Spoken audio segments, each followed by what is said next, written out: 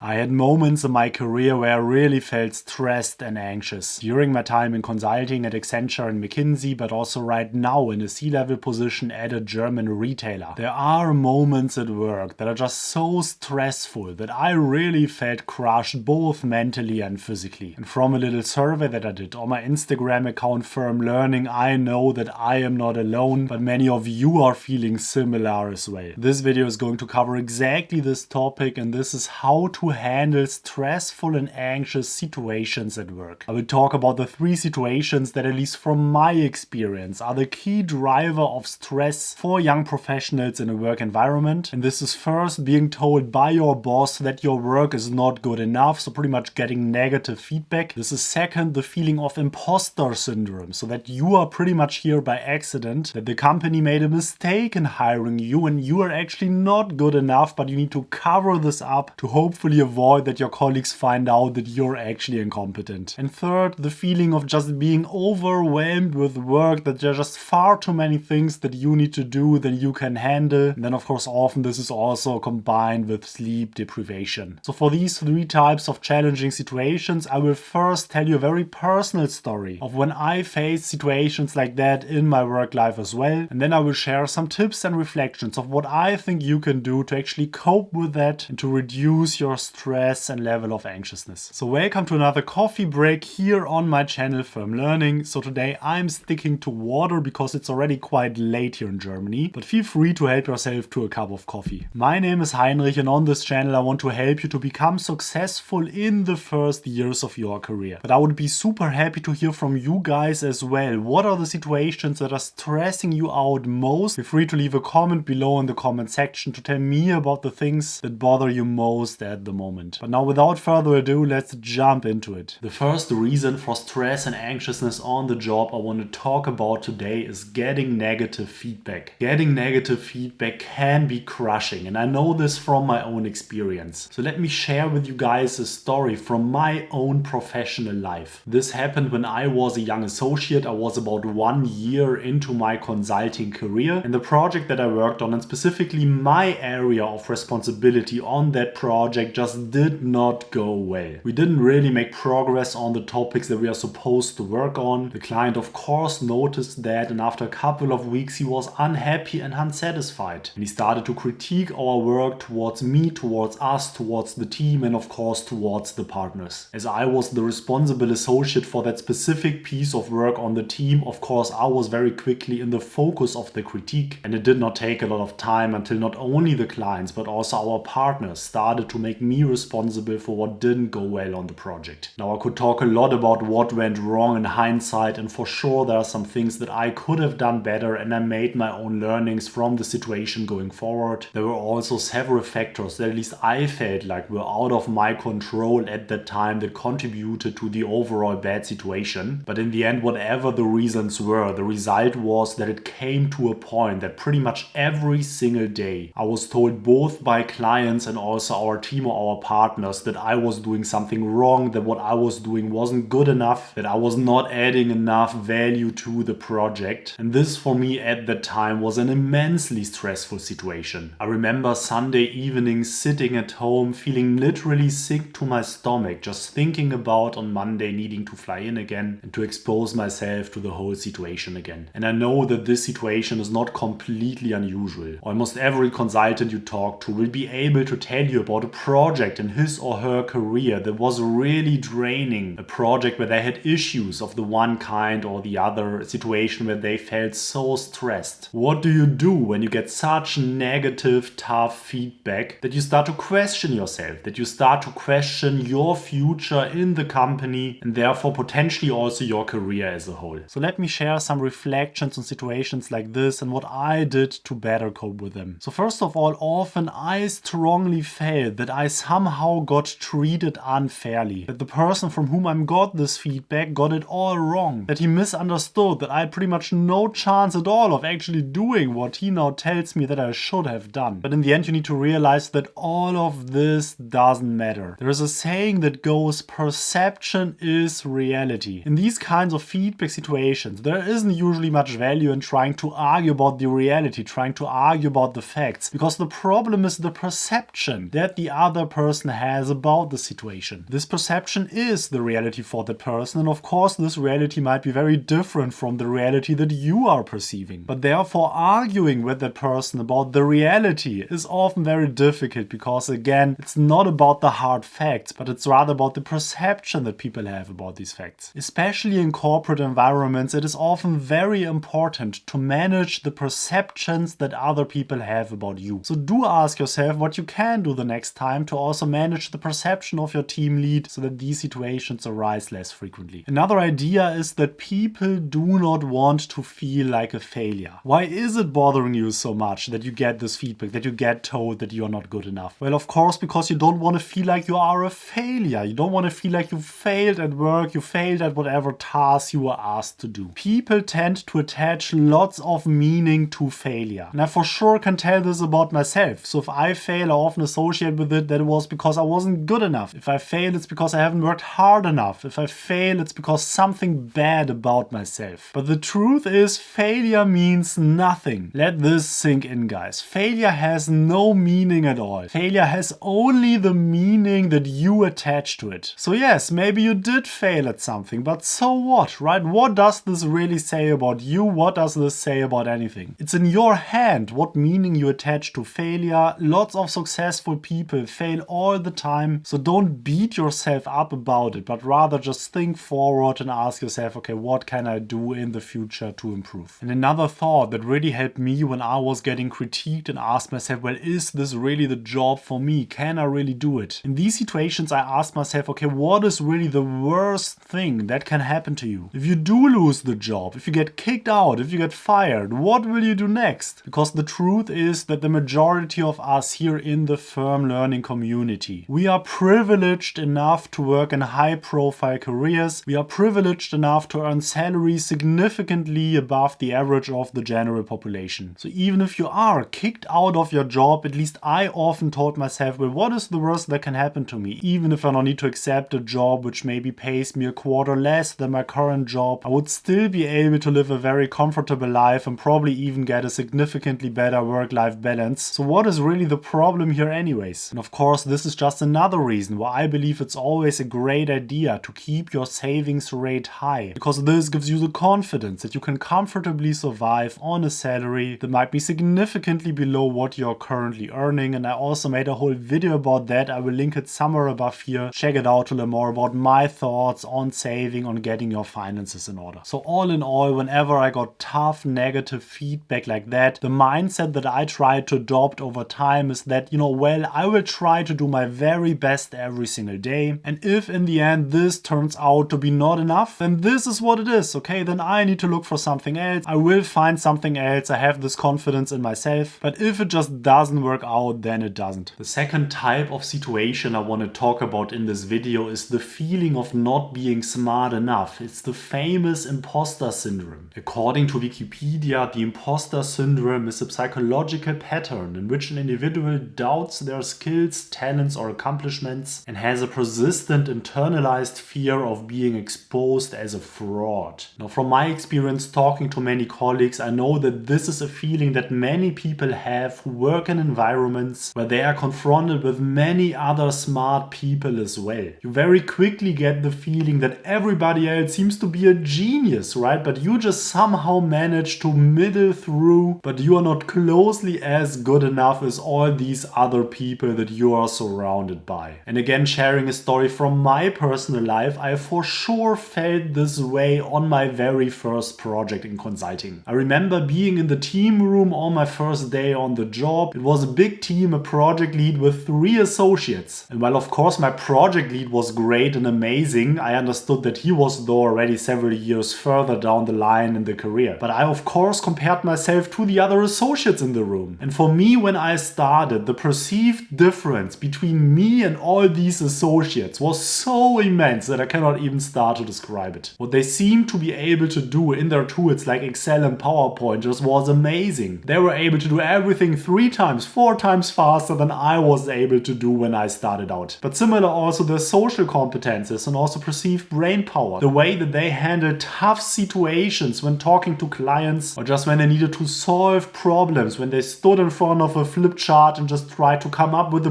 brainstorming together with the clients, that just was crazy to me. For me, it seemed completely unthinkable that at any point in the future would only reach any level that was only close to what these guys apparently were able to do. And this for sure stressed me out. I quickly started to feel like a false positive, like an error in the recruiting process that probably I just kind of slipped through. But actually, if they really did their homework right, they should never have hired me for this job, because I clearly perceived myself to be not even close as smart as all these other guys in the room. So what are my thoughts on that? And here I believe the key really is to understand that a lot of people feel like that. And I believe the key reason is that everybody, of course, has strengths and weaknesses. And if you perceive other people in your team, you will often notice especially the types of things where they are better than you. So in areas where you have clear weaknesses, it is often especially clear to you when the other people in your environment perform better, maybe have a strength where you have such a weakness. For instance, some people are extremely good at mental math, and if maybe you aren't that good at it, and if you see somebody in front of you doing crazy things with mental math, then of course you will feel stupid. Of course you will feel like these guys are so much smarter than you are. But maybe you are much more empathetic than these other guys. Maybe your strength will be to handle client meetings, to handle difficult client situations. But these types of strengths, of course, aren't that visible after only a couple of weeks, and for you it will be less obvious that maybe this is something where you really are better than other people. And the second thought that I want to share with you here is to really trust in the process. So in the beginning, I was probably very much right and correct that all these guys for sure really were much better than me in all these different areas that I just talked about. But the truth is also that in the first 1 or 2 years, my skill set developed so much that after this time it could have easily been me in the role of these associates that I admired so much in the beginning, where I thought that they were so much better than me. This just was a development process, and after some time I was there as well, even though the distance seemed huge when I started out. The third point here though is that these thoughts often never go away. Also, many of these people that you admire so much, they might have similar thoughts. They also might think about themselves that they are imposters. It's just something that never goes away, whatever the level is, and at some point you just become good in covering it up. Because the truth is that all these guys are not perfect as well. They also have weaknesses, but over time you just learn little tricks how you can cover up your weaknesses, how you make them less obvious, and especially how you can really emphasize your strengths. This is really the key to success, guys. Just make sure that on your weaknesses you are okay, right? You don't need to become great in your weaknesses, and probably you will never become that awesome, but especially focus on the things where you are really good at. And maybe it's the social component of being good with clients, maybe it's the analytical components of really being great with complex analysis. Try to really identify that spike that you have and then really build your career around it. The third situation I want to talk about when it comes to stress and anxiousness is just the sheer amount of work and sleep deprivation that you will face in many high-profile jobs and careers. If you follow my channel for some time, you will know that the work-life balance of a consultant can often be not that great. I even made a video talking about a typical week in the life of a consultant. If you want to have more insights about that, check it out somewhere above here. And indeed, the truth is that maybe not all the time, but for sure there are projects where you will regularly work really late, significantly after midnight, and this can put you under a lot of pressure. Now, sharing stories from my personal professional life, I for sure had several projects where this very much happened to me. There were several weeks in a row where I only slept a couple of hours every day. I was waking up in the morning just tired, and just knowing that I had such a long workday again in front of me, but not any type of workday, but a work where I know that of course a lot of things are expected from me, and I would have actually needed to be rather well rested than sleep deprived as I was. Again, unfortunately, if you work in a high profile career in consulting, banking, or also many corporate jobs, this just is the reality of your life. For sure this will not happen all the time, but this will happen probably a bit more often than you would have hoped for. So the question is, how do you handle this type of stress and anxiousness? So now, taking a step back, of course, if you're feeling stressed and anxious because you just have too much work than you can handle, the best way you can do is really talk to your project lead and find ways how you can reprioritize your work. And I know this is not always possible and can sometimes be quite challenging, but there are little tips and tricks and techniques that you can use to get this done. Now, talking about this would probably be a whole new video, so if you're interested in this, let me know please in the comments. Would be interested to hear whether this is a topic where you would like to have a video on. But from my experience, even if the situation is as it is and you cannot change it and there's lots of work and very little sleep, there are a couple of things that you can do to improve your well-being. The first is, in these situations, to be extra cautious about what you eat. Especially if you're sleep deprived, it helps to eat light. Avoid eating pizza for lunch, avoid eating lots of pasta for lunch. Food like this will make you feel even more tired, but rather keep it light, maybe eat the salad instead of a pasta, and then this alone should help you to get through the day easier. Similar to that is the effect of sports. Even if it's already late at night in your hotel room, try to get a short 20-30 minute run in on the treadmill or any other type of cardio activity that you like to do. This, at least for me, for my personal well-being, was always a huge difference. Whether I was going through such a tough week and didn't do any sports at all, or whether I was able once or twice within the week to go for a little run, to move myself, to clear out my head out of all the things that were going on throughout the day. I know that sports has a different effect on everybody, but at least for me, this always was a game changer. And lastly, while this might not help you in the very moment where you are facing this kind of situation, now in hindsight, looking back at my time in consulting, situations like this where you sit together with your team in your team room, working late, facing these tough challenges at work, these were the situations that, at least for me, often led to building the deepest bonds with your colleagues. The people I worked with on these projects often tended to be the people that then I like to hang out with most also after the project. This is the material out of which these war stories are built that then you can talk about and think about back even years after you left the job. So again, while I know that in the very moment this doesn't help, also look at it from this perspective that you probably in a couple of years will look back and also see some positive sides that you took out of this experience. So if you took any value out of this video at all, please hit the like button for the YouTube algorithm. This really helps me. And also hit the subscribe button to stay up to date on all my content. And if you really want to help me out with the algorithm, please leave a comment below in the comment section. I will not only do my very best to answer all your questions, but just the fact that you left a comment alone will help me with the YouTube systems. If you want to see even more from me, I have an Instagram account. The handle is Firm Learning. And I also have a mailing list with regular content on business and consulting. There's a sign up link below in the video description. And I want to take a moment to say thank you to all the members of my channel Firm Learning. I really appreciate the support that you are giving to me. This really makes a difference for me. So if you want to become a member and support me and also get access to some member only perks, you can press the join button next to the subscribe button to learn all about it. Thank you guys. I hope this video was helpful. I'm releasing a new video every single week on Saturdays, so please enjoy your weekend and see you again next Saturday. Cheers guys.